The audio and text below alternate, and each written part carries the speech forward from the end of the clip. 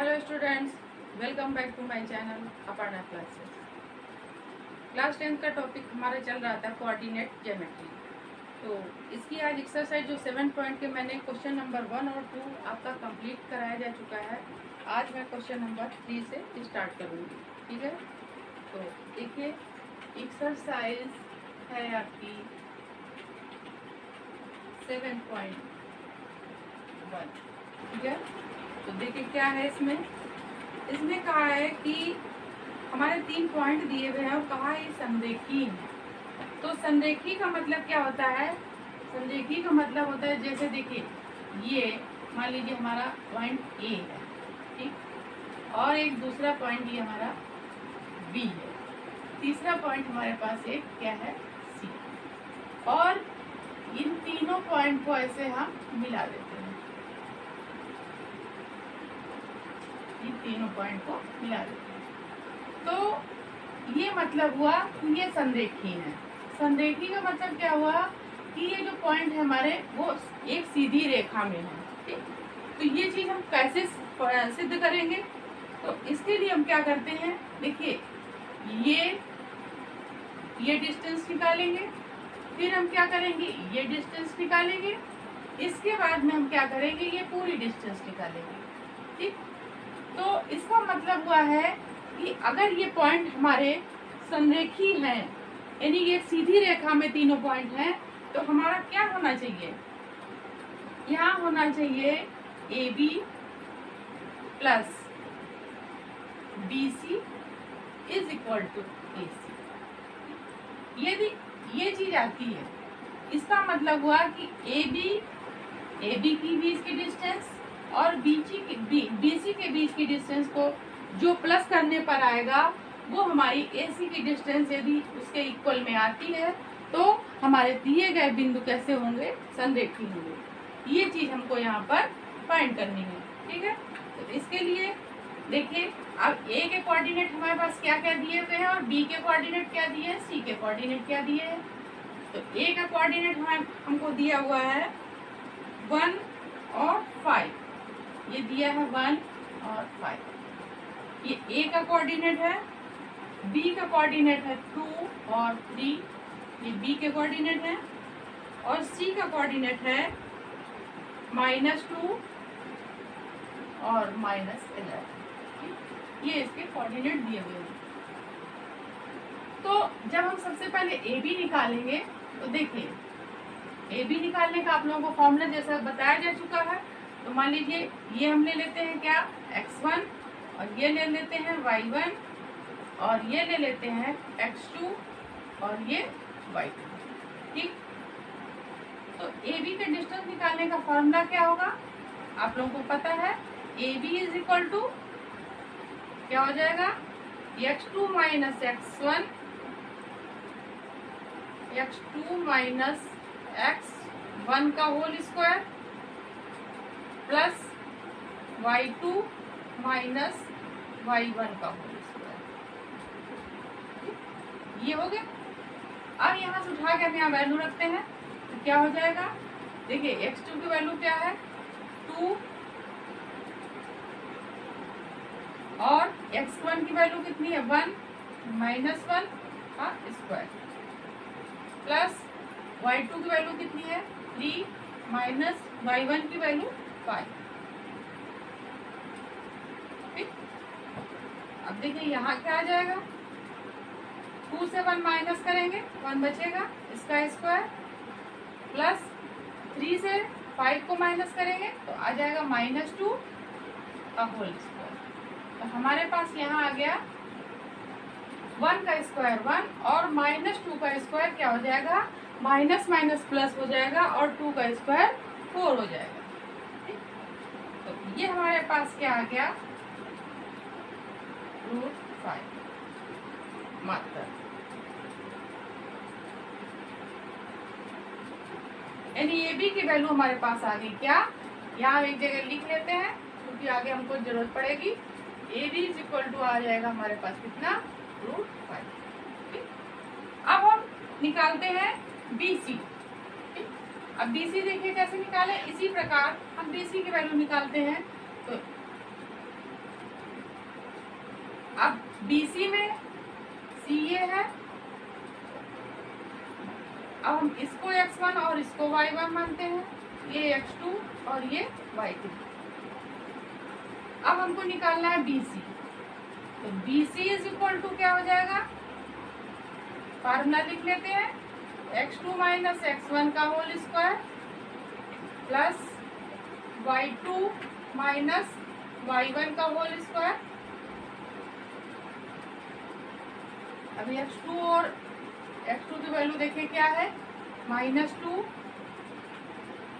और x1 की value क्या है, 2 -2 का होल स्क्वायर प्लस y2 की वैल्यू क्या है, -11, और y1 की वैल्यू क्या है, 3 -3 का होल स्क्वायर। ठीक, -3 का होल स्क्वायर। अब यहाँ देखिए क्या आ जाएगा, -2 और -2 मिलकर क्या हो गया, -4 का होल स्क्वायर प्लस -11 और -3 का क्या हो गया, -14 का होल स्क्वायर। तो -4 का होल स्क्वायर क्या होगा, माइनस माइनस प्लस हो जाएगा और ये हो जाएगा आपके पास 16। इसी तरह से ये माइनस माइनस प्लस हो जाएगा और 14 का स्क्वायर आएगा 196। ठीक है, और इन दोनों को जब प्लस करेंगे तो अंदर क्या आता है देखिए, इन दोनों को प्लस करेंगे तो अंदर हमारा आता है, देखिए ये हो जाएगा 2 6 6 12, 2 आया, एक कैरी हुआ, ये हो गया 10 और 1 11 के 10। ठीक है, 10 और 1 ये हो गया 196 और 16, तो ये हो जाएगा 2, यहाँ आ जाएगा 11 के हम लिख दिए, यानी 212 ये आ गया। अब इसका रूट हमें मालूम नहीं है तो इसको हम ऐसे ही देंगे, इसका निकलेगा भी नहीं, ये आ गया। यानी BC की वैल्यू हमारे पास क्या आ गई, BC की वैल्यू आ गई रूट 1221। ठीक, अब हम AC निकालते हैं। देखिए जब AC निकालेंगे तब देखिए क्या करेंगे, यही प्रोसेस करेंगे क्योंकि हमको A और C के बीच की डिस्टेंस निकालनी है। तो A और C के बीच की निकालनी है, इसका काम नहीं है तो इसको साफ कर देते हैं। देखिए ये हमारे पास क्या हो गया, ये x1 हो गया, ये y1, ये x2 और ये y2। AC is equal to क्या हो जाएगा, फॉर्मूला लिख देते हैं, x2 माइनस x1 का whole square plus y2 minus y1 का होल स्क्वायर। ये हमारा दो बिंदुओं के बीच की डिस्टेंस निकालने का फॉर्मूला है। तो देखिए अब यहाँ पर हम सबकी वैल्यू पुट कर देते हैं। x2 कितना है, -2, x1 कितना है हमारे पास 1, -1 का स्क्वायर प्लस y2 कितना है -11, माइनस y2 हो गया 11 और y1 कितना है 5, -5 स्क्वायर। ये हो जाएगा -2 और -1 क्या हो गया -3, -3 का स्क्वायर प्लस इन दोनों को प्लस करेंगे तो ये हो जाएगा -16 का होल स्क्वायर। अब जब होल स्क्वायर करेंगे तो माइनस माइनस हो जाता है प्लस, और 3 का स्क्वायर हो जाएगा कितना 9, और 16 का स्क्वायर हो जाएगा 2 5 6। इन दोनों को जब प्लस करेंगे तो हमारे पास हो जाएगा कितना 265। ठीक है, ये आ गया।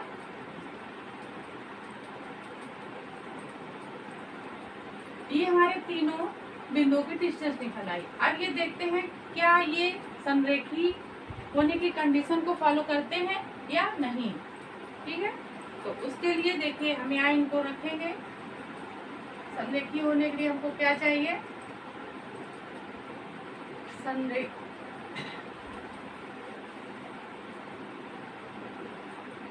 ये आई है AC। तो संरेखी होने के लिए क्या है, AC is equal to AB plus BC, ये होना चाहिए।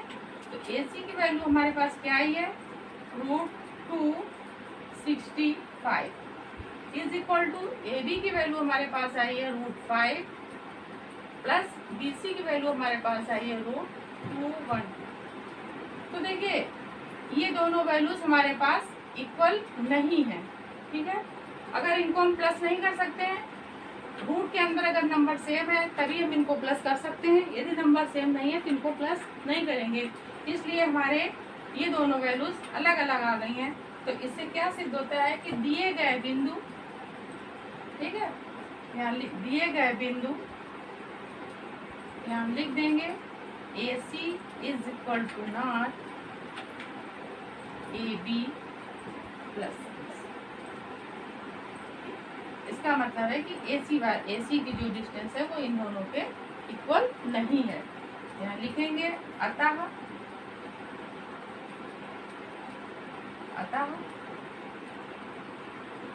अतः दिए गए बिंदु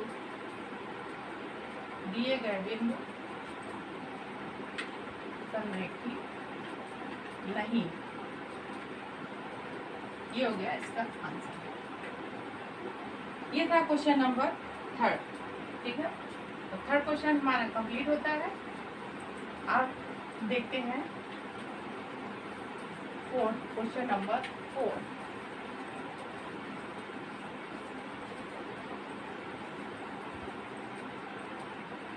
क्वेश्चन नंबर 4 में कहा है कि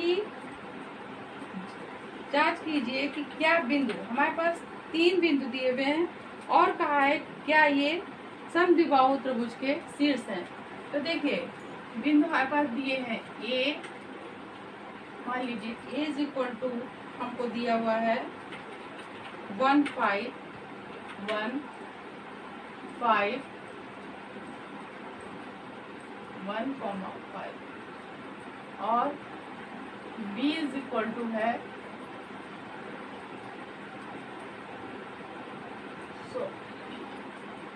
क्वेश्चन नंबर 4 है। देखिए ये हम एक ट्रायंगल बनाते हैं और समद्विबाहु का मतलब है कि दिए गए त्रिभुज की, ठीक है, कोई भी 2 साइड इक्वल होनी चाहिए।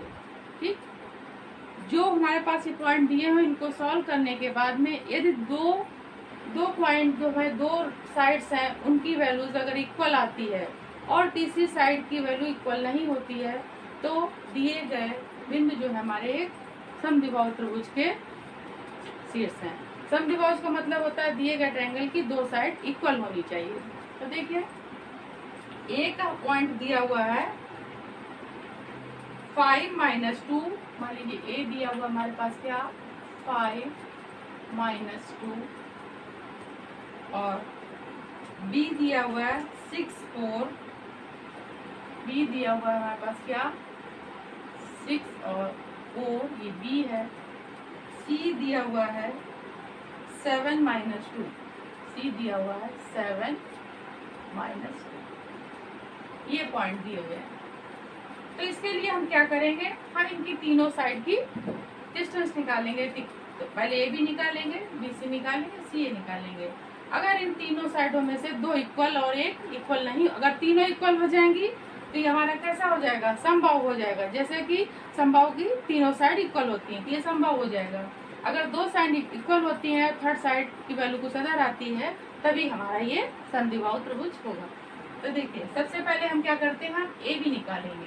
ठीक है, ए बी।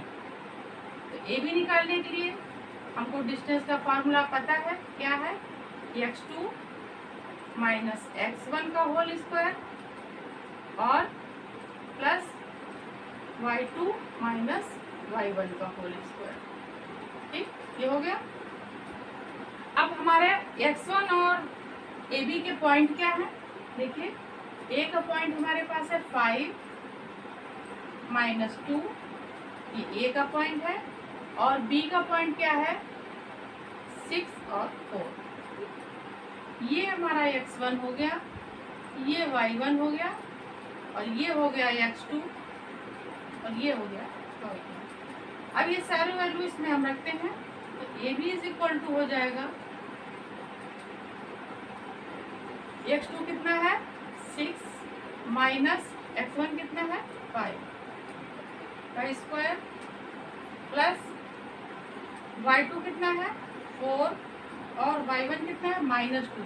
तो देखिए यहाँ भी माइनस है, वैल्यू -2 मिलके हो गया प्लस का होल स्क्वायर।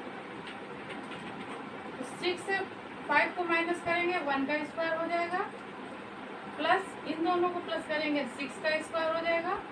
तो 1 का स्क्वायर होता है 1, और 6 का स्क्वायर होता है 36।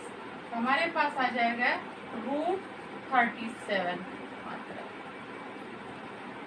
तो ये वैल्यू हमारे पास आ गई किसकी? AB की। ठीक है, तो AB बराबर हमारे पास क्या आया? AB इज इक्वल टू आ गया √37। अब हम इसी तरह से क्या करेंगे? BC निकालेंगे। BC निकालने के लिए देखिए फार्मूला हमारा वही रहेगा, ये हो गया B और ये हो गया C।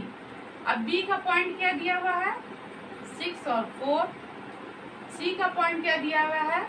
7 - 2। ये x1, ये हमारे पास y1, ये x2 और ये y2। अब ये वैल्यू हम यहाँ रख देते हैं। तो देखिए x2 की वैल्यू क्या है? 7 माइनस x1 की वैल्यू क्या है? 4 नहीं, x2 की वैल्यू है 7 और x1 की वैल्यू है 6 का होल स्क्वायर, प्लस y2 की वैल्यू क्या है? -2, y2 की वैल्यू -2 और y1 की वैल्यू 4 -4 स्क्वायर। तो देखिए 7 से 6 जाएगा, 6 को माइनस करेंगे क्या आ जाएगा? 1 आएगा, 1 का square, plus minus minus plus हो जाएगा, यहाँ क्या बचेगा? -6 का स्क्वायर। अंदर हो गया हमारे पास 1 का स्क्वायर 1, प्लस और माइनस माइनस स्क्वायर करेंगे तो प्लस आ जाएगा, और 6 का स्क्वायर आ गया 36।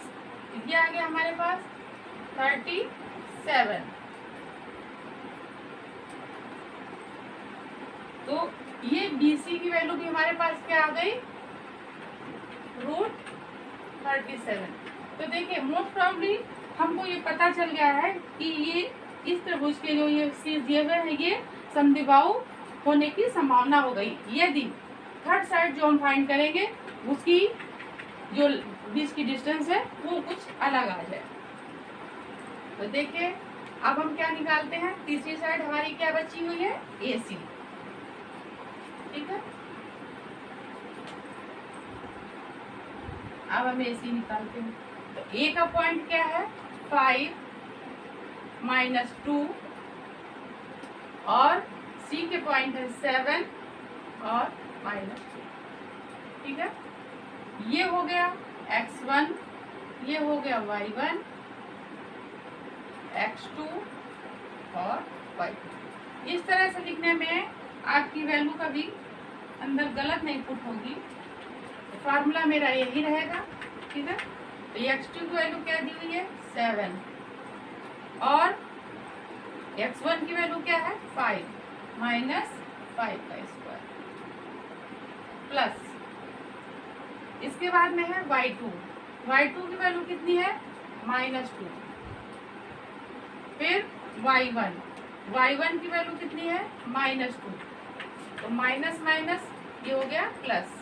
ठीक है, माइनस इधर था, और y2 की वैल्यू ये है, y1 की वैल्यू -2, ये हो जाएगा। तो देखिए ये क्या हो जाएगा? माइनस माइनस कट के यहाँ कैंसिल हो जाएगा, 0 बचेगा। ये अंदर क्या हो जाएगा? 7 से 5 को माइनस करेंगे तो यहाँ बचेगा 2 का स्क्वायर प्लस 0 का स्क्वायर 0 होता है, ये हो गया 2 2 जा 4 प्लस 0 इज इक्वल टू हो गया √4, और √4 को खत्म करेंगे तो क्या आ जाएगा हमारे पास 2। हमारे पास AC क्या आ गया है, AC की वैल्यू आ गई है, AC की वैल्यू आ गई है 2। ठीक है, तो अब देखिए AB साइड हमारी यानी ये साइड और ये साइड क्या हो गई, इक्वल हो गई। ये नहीं, AB और BC इक्वल हुई है, ये और ये BC की वैल्यू दोनों इक्वल हो गई। AC हमारी क्या हो गई, ये साइड इक्वल नहीं है ये, इसलिए क्या है कि जो हमारे ये साइड्स दी हैं वो क्या हो गया, हम लिख सकते हैं कि दिए गए बिंदु त्रिभुज ABC के क्वेश्चन में है कि ये समद्विबाहु त्रिभुज के शीर्ष हैं, तो यहाँ हम लिख सकते हैं कि ABC जो है ट्राइंगल ABC में ट्राइंगल ABC एक समद्विबाहु त्रिभुज है। ABC एक समद्विबाहु,